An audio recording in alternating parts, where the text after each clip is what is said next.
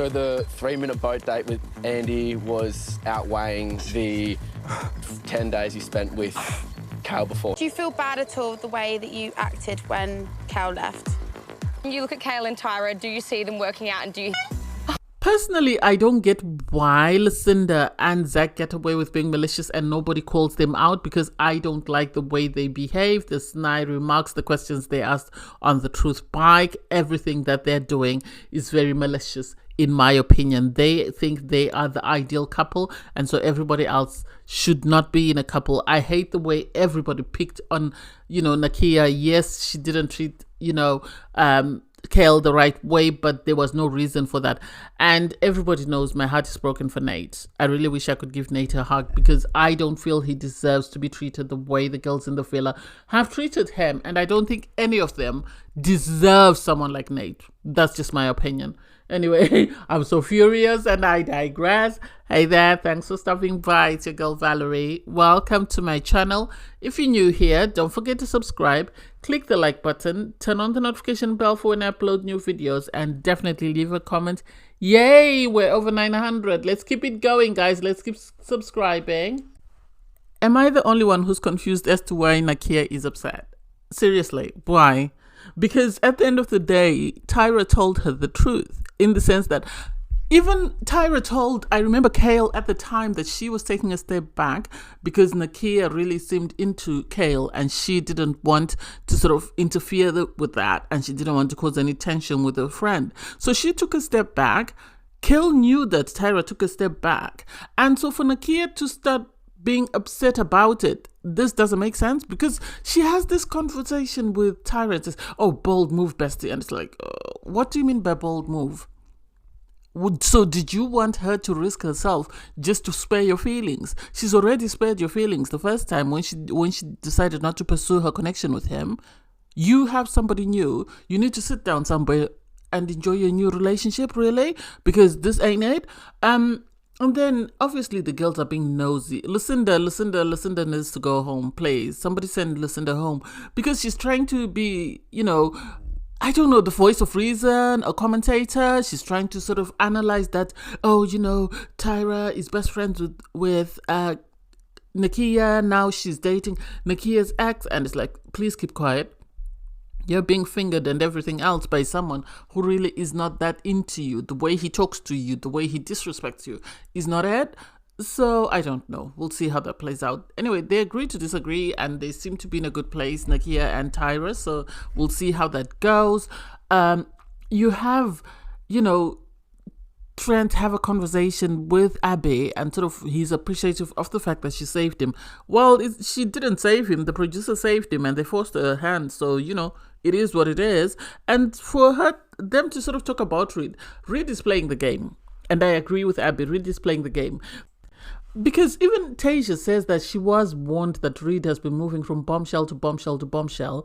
And so there is a possibility that he might just be using her as a stepping stone. And she said to him, I hope I don't regret my decision. And it's like, well, you are going to regret it, because as soon as the next bombshell comes in, he's going to step over onto the next bombshell. So if I were you, sadly, you didn't pick Nate, and Nate seems very happy with Georgia for now. So it is what it is. You're stuck until the next bombshell guy walks in. If you're still in the villa, good luck. And then you have this sort of conversation. Kale sort of wanted a truce with Andy because he told him, there's no bad blood. I am just here to explore my connection with Tyra. I wish you all the best, and that's it, which is good. Boys always get over stuff easier than girls, so that was good to see. All the guys seem excited to see that Kale is back. And then you have Lucinda and Zach making out. Oh, God, it is what it is. I don't even understand that relationship. If somebody else understands it, let me know, because I think Zach is living out his fantasy as a fan of Love Island, because he said he watched the season Lucinda was on, and I think that's what he's doing. He's enjoying a fantasy. He's getting to date the girl he saw on his TV. I don't think he's as emotionally involved as he makes out, but that might be my mistake. And then you have this sort of square conversation where you have Tyra and Kale having a conversation about Nakia, and Nakia is sort of venting to Andy about what's happened, and it's like, oh, please, we really don't need this. We really don't need a love triangle. You've really tried to manipulate, the Georgia, Nate, and Trent situation. Now that hasn't worked, you are now moving on to this love square. We really don't need it. And I don't see why Nakia is offended or upset in any way. She needs to put on her big girl panties. She dumped Kale after saying she'd move across the country for him. And he's moved on with somebody else. Sadly, it happens to be her best friend. But hey, it is what it is. You would have dated someone irregardless, even if he was back home in Australia. So the Islanders go to bed. And the bed action is interesting.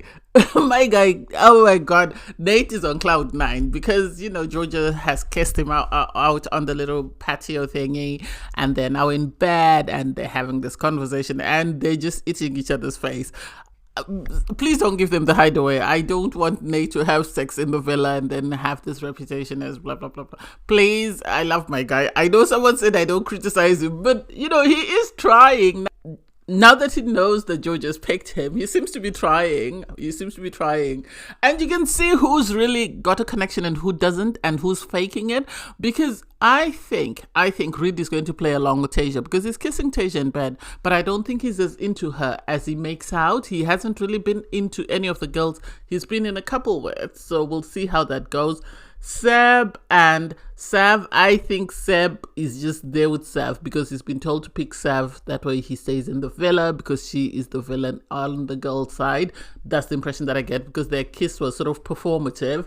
And then you have Kale and Tyra. They really want to make out in bed, but they're trying to be respectful of Nakia. Whereas Nakia is busy making out with Andy and is like, oh my God, what is going on in this bedroom? All that, lip action. I won't even talk about Zach and Lucinda because that's an everyday thing. They kiss, they have sex with everybody there, even though they've been to the hideaway. I really don't get their connection. I really don't know what they like about each other, and I don't know what the foundation for that relationship is, apart from the fact that Zach lied and made allegations against Nate in order to win Lucinda. Otherwise, there's nothing else that stand outish about that relationship, and I don't know. Anyway, I don't know. The producers are so obvious in what they're doing because in the morning, the latest bombshell, Chloe, arrives and the first person to go out and meet her is Trent. Obviously, they told Trent to go out and be the only one who went out, and he's ecstatic as soon as he sees her. And so he has to go and get the rest of the boys and they have a conversation.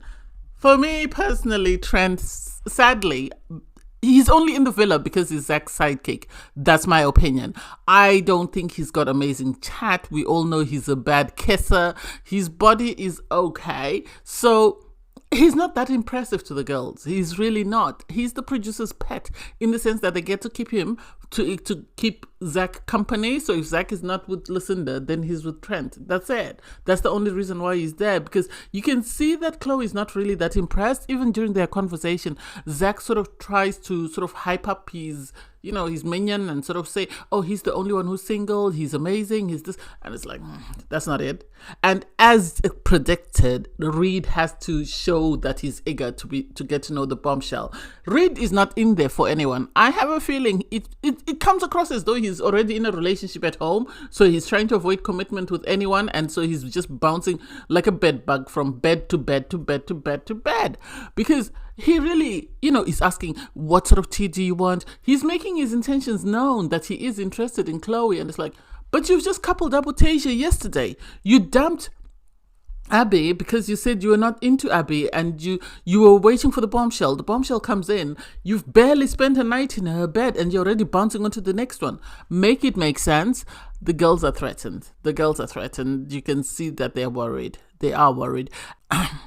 And then for Reed to be the first person that Chloe pulls for a chat and he's saying, you're my type, or, I like brunettes, well, most of the girls in the villa are brunettes, so you love all of them then. Make it make sense. The biggest mistake Kira made was she recoupled with Reed. Had she sent Reed home and kept Ollie, we would all be at peace. Because I think, in my opinion, as much as Zach is the one that says all the malicious things and does all the crazy things with his sidekick, I think Reed is the villain of the villa. That's my opinion. Because of how he's treated the girls with a smile on his face. And so people can't see how he's playing them, but he is playing them. He tells them what they want to hear.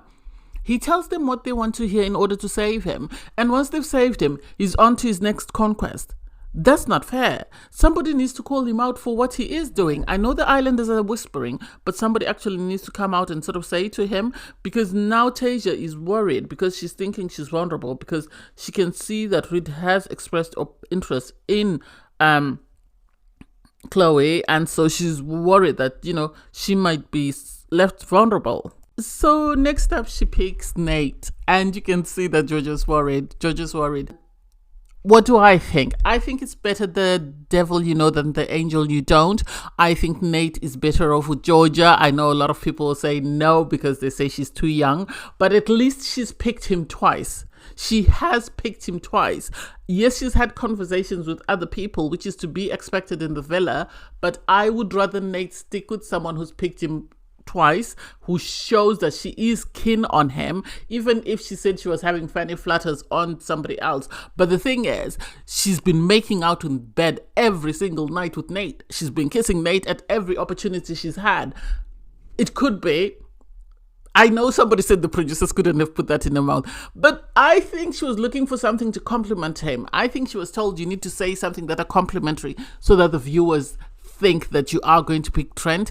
I might be wrong, and if I am, I'm sorry. I apologize in advance. And so Nate's conversation with Chloe, well, he knows Chloe. He doesn't know her, but he's seen her, so he knows sort of the same stomping grounds as her. Do I want her to pick him? No. If Nate has to recouple with anyone else outside of Georgia, I'd rather he couple up with Tasia. Because I think Tasia is going to be consistent. I think once she finds a person, she's going to stick to a person, and that's it. And I would rather she stick to Nate if Georgia starts wavering than anybody else. I do not want Chloe to pick Nate, because I think that is just a recipe for disaster, because the boys are going to badmouth him and they're going to steal her from him. So I would rather he stick to either Georgia, where he's comfortable, she's chosen him twice, or he moves on to Tasia. But definitely stay away from Chloe. She's a good girl, she's beautiful and everything, but I do not want her for Nate. That's just me. I prefer my guy to stay alone if need be, because that is just a recipe for disaster, because then the three musketeers will gang up and they will badmouth him until she drops him, the same way they did Zach did to Lucinda, and I don't think Nate needs that at the moment. So the islanders are brought out to the Truth bike. Obviously the bell is for yes, the honk is for no. And Sav is the first one on the bike. And personally, I feel like Lucinda and Zach were just being sly and malicious. They weren't asking questions because they wanted to know. Obviously, they asked, Sav about her connection with Seb. We all know it's not yet romantic. I said I think Seb picked Sav because he knew that was his only way he could stay in the villa. And to ask her, who else do you think you might have a romantic connection with, and who does their name start with? That was Malicious. I think they don't like Nakia, and I think they really wanted her to feel some type of way about Sav. What they stand to gain, I don't get. Next up is Lucinda on the bike. I think the islanders were very, very good, or very scared of sort of outing out Zach and Lucinda, or maybe the producers told them not to, because the questions they asked them didn't make sense. Trent asked if Zach and Lucinda had sex in the hideaway. We all know they've had sex in the hideaway, sex inside the bedroom, sex on the outside when they slept outside. So that's not something new. For Zach to say he's attracted to Georgia, are we surprised? No. Zach, I said, is living out his fantasy. If Lucinda were to go home, then we would really see him for who he is and what his type is. So for him to say he finds her attractive, she is a beautiful girl, so all the boys are going to say she is attractive. He should have, sort of clarified what he meant by that. And for him to say, when he's asked, would you get rid of 3 islanders to save Trent? And he says yes. This just confirms what I said. I think he's told the producers, I'll continue to be this bad guy if you keep Trent around. And so everybody else is at risk because Zach needs his minion beside him. That's not something new for me. And, I'm surprised, nobody else has caught on to that. And I like the fact that Andy asked Lucinda, do you think Zach is a douchebag? Do you see him as a douchebag several times a day? And she went, yes. And Everybody else in the villa knows that. Everybody else knows he's a douchebag, but they can't say anything because he's the producer's pet. Kale, I think the islanders are being malicious. Some of the questions are very malicious in how they're being sort of asked, in the sense that they wanted to really show Nakia that, you ate for Kale and Kale has moved on. In the sense that they asked him questions like, well, you were in a relationship with Nakia. Did you ever consider or did you ever think about Tyra? And it's like, why would you ask things like that? Why? Why just make things more awkward? I didn't like that, especially Sav. Sav was going very hard at him. Sort of like, I don't know what Sav's problem with Nakia is. I really wish we would know, because we really haven't been shown any drama between the two of them. So some of the questions or some of the things that are happening leave room for concern, more or less. I didn't like Nakia was next on the bike. Obviously with Tyra, they weren't really that deep with her or really malicious, but I didn't like how they treated Nakia as though they were involved in this relationship. Everybody has their own opinions, but at the end of the day, the opinion that matters the most is Nakia's opinion of herself and Kale's opinion of himself, and how much they feel they put into this relationship.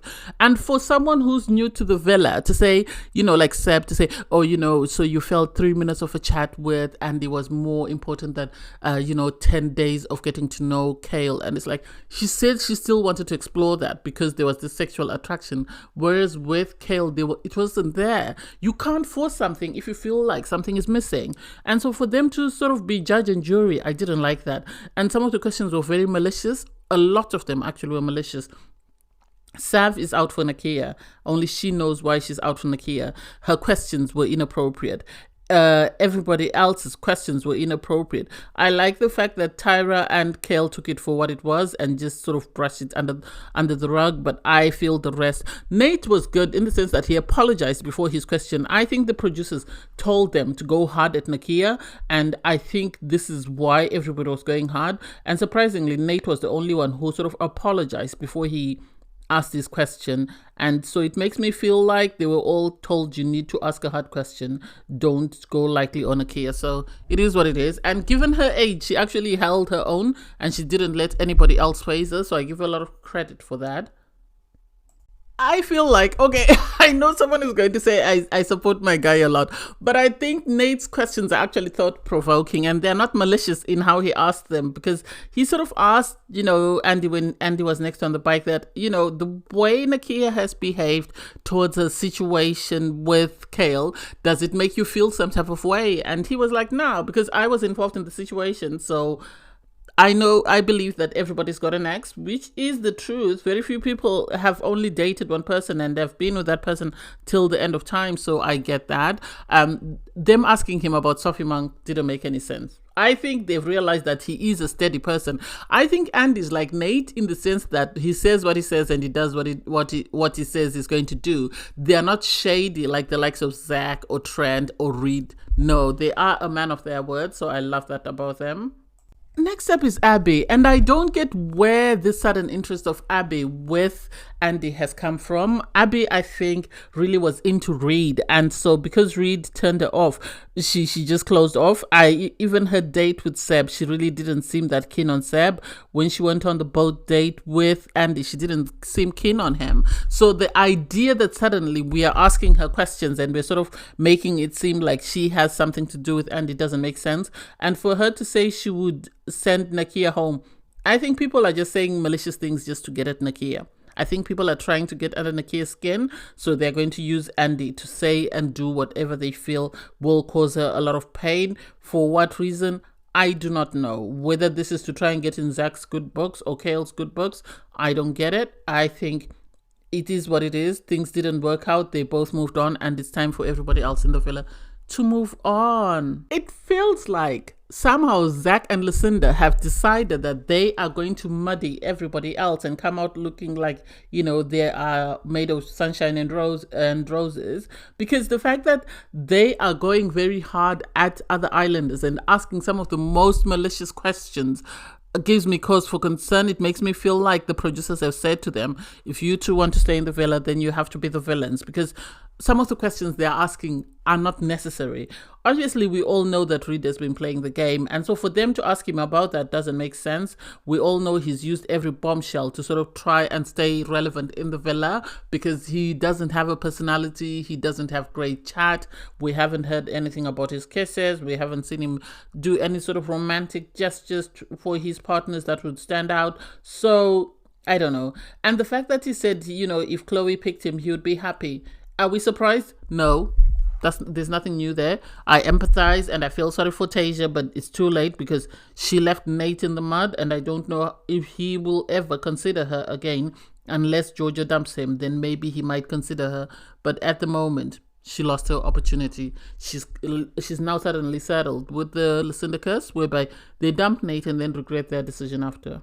I really feel sorry for Tasia because she's up next and I really like her for some reason. So I feel sorry for her that sadly she was, she was caught in this web that Reed weaves, and now she's sort of stuck in there. And the island has really made her sort of own up that she regretted picking Reed, and the fact that she regretted not picking Nate because now she's stuck with someone who really isn't into her and is already moving on to somebody else. Yes, she says that when a guy shows her who they are, she's automatically turned off, but it's a bit too late, and I don't know how or why Nate would even bother entertaining her if she didn't pick him first, although she said, she's attracted to him. So I don't know. Chloe is the villain because she said she doesn't care about the girls, stepping on their toes and moving on. She said she was a ballerina, so she's had her toes stepped on. But I think she was just, trying to sort of not make it seem as bad as it came across. And for Lucinda to ask that, I don't know why. Well, she's asked about who's her number one, and she says Reed, and it's like, why? You've just seen how he played Tasia. Make it make sense. Unless you want the publicity that comes being attached with Reed, I don't see why she'd ever put Reed as her number one. She refused to put Trent as her number two, and it's like, poor Trent, he might end up having to go back to Sav because she chose Seb as her number two. So I have a feeling that Sav and Trent are going to end up recoupling. That's just my opinion because obviously he needs to be with someone. Next up is Trent, and somebody forgot to tell him to hide his jealousy because it's showing. Because he's asked, would you pay for kisses? I think Lucinda was being malicious there. I think it's already circulated around the villa that Trent is the worst kisser, and to sort of out him in front of everyone doesn't make sense. For Trent to say he would send Nate home any day, even if it meant coupling up with Georgia or not, that shows he's jealous. He is very jealous of Nate. Even though Nate hasn't done or said anything that might cause this sort of feeling towards him, it just shows that, he's intimidated by Nate, and the fact that Nate doesn't have to do any work to win the girls over. This is what is upsetting Trent, in my opinion. Okay, I know people say I love Trent, and I love his confidence. I love the fact that he's not malicious. I love that he's honest to a fault, because he sort of backed his connection with Georgia and said that, he doesn't feel challenged or intimidated by Trent's presence, and he wouldn't send Trent home because if Georgia was going to leave him for Trent, he would want to know now before they leave the villa. And that silenced everyone, because I think Trent expected Nate to retaliate and sort of say more or less the same thing. And so for Nate to say, I back myself, I am that guy, and for all the girls to back up and say, yes, you are, it shows that Trent is no competition for Nate, and we've all known this, and the producers are just pushing it. And I don't know why Trent doesn't understand or doesn't sort of recognize that he's out of his depth is just shocking. It's the entitlement for me. It's the entitlement. So last up is Georgia. And for me, Georgia is confusing in the sense that I know some people have said this in the comments before. My concern is this. Georgia needs to be more honest and sort of more clear on why she feels that she and Nate would not work. I think the reason why she's worried that they might not work is because they're an interracial couple. So I think she is worried that some people might not be accepting of that. I think because Nate is of mixed background. As he said this was half Australian and half African American. So I think that part of it people might not accept, and I think this is why she is worried. I don't think she's worried as in regards that he's a great guy, he's very understanding, he's compassionate, he's empathetic. I think it's the race thing that she's worried about, but she won't come up and own up to it, and I wish she would, unless she said it and it has been edited out. That's my impression, that could be the main reason why she's worried about sort of exploring or continuing a relationship with Nate outside of the villa. And it's sad that she's still leaving this door open for Trent when she knows that Trent is not Ed. I don't know. I really don't know. I really don't know whether she likes the fact that she has two guys sort of chasing after her, or whether it's just that she's really not sure of her position with Nate. So I don't know. Anyway, since I know at the start I said that, I don't want Nate to continue with Tasia just because, she chose Reed. But since Reed has shown himself, I don't see why Nate cannot move on to Tasia. Hopefully Tasia stays with Nate and doesn't decide to sort of move on from Nate and go on to somebody else. That's my biggest worry. I don't know. We'll see. Seeing, Abby cry is sad. I don't like seeing anyone cry. But then at the same time, we all saw how Reed treated, Kira. So for Abby to think she was different doesn't make sense to me. He never made any effort. He made effort in order to stay in the villa, but once he knew he was safe, that was it. So for her to realize that, he really wasn't that into her and he was just playing with her, it's like, where have you been? We all saw this coming. We all knew this was going to happen. So it's sad that you're the last one to catch on. I like the fact that Kale tried to console her, but, and she's saying, there's no one else that's my type. Well, he played her. When she showed interest in sort of Nate, he put a lot of pressure and made her close things off with Nate. And sadly, I don't get why all these girls don't learn their lesson. Even Georgia, I don't get why she doesn't see that all these guys are only interested in the girls when they see that they like Nate. And as soon as the girls turn their back on Nate and Nate moves on, then the guys show who they are. So the idea that she would think that Reed was suddenly going to show her the interest that he didn't show her before doesn't make sense to me. Reed is already pushing, himself towards Chloe, and I don't get why Chloe says, I'm going to go all guns blazing for Reed. And it's like, you've just seen how he's treated Abby. What makes you think you're any different? He's treated Abby the same way. He's treated Tasia the same way. And what makes you think you're different? I think I'm going to be the one. Well, good luck to you, love. But we'll be here waiting to see you cry after he's dumped you. I think Abby's immaturity is showing, because I remember Tyra saying to her, Nate is the guy that every girl needs. Zach is the guy that every girl wants, but Nate is the guy we all need. And so for her not to appreciate that, I didn't even get anything in the chat she had with Trent that convinces me that is the thing that sort of turned her head and made her feel like Trent was Ed. Because even when she went to break things off with Nate asked her, what is it about, Trent that sticks out, that makes you feel like he is the guy for you? I think the reason why she's choosing Trent is because she knows that her family, her friends, everyone is going to be accepting of Trent, but she's not sure whether they will accept Nate. Yes, he's a great guy. Yes, he's loving, he's caring, he's compassionate, he's empathetic. He's everything that a girl wants in a guy. But the fact that he looks the way he does is, I think, the main thing that is playing in her head. I don't think she's choosing Trent because she likes Trent, because she says Trent is a bad kisser. She doesn't seem as sexually attracted to him as she says she is. And so for me, I think it's more long term. She's looking at her family, her friends, and thinking of who are they more likely to accept as a partner for me, and that is the person she's choosing. I really want to give Nate a hug. I feel so sorry for him, and I understand where he's coming from, saying that this is the third time something like this has happened, in the sense that he's been interested in someone, he's put all his eggs in their basket, and then they've just turned around and dumped him for somebody else. We all know how Tia treated him. We all know how Abby treated him. We know how Lucinda treated him. And now for Georgia to do the same, it's like, at what point should he say enough is enough? I really wish he and Tyra had coupled up. I think they would have made a great couple. It's sad that they don't see each other that way. And I hope, if nothing else, Tasia is listening and is hearing and is recognizing the guy that Nate is.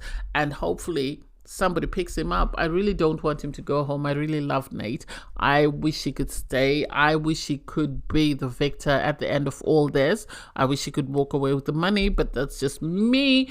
Anyway, I digress.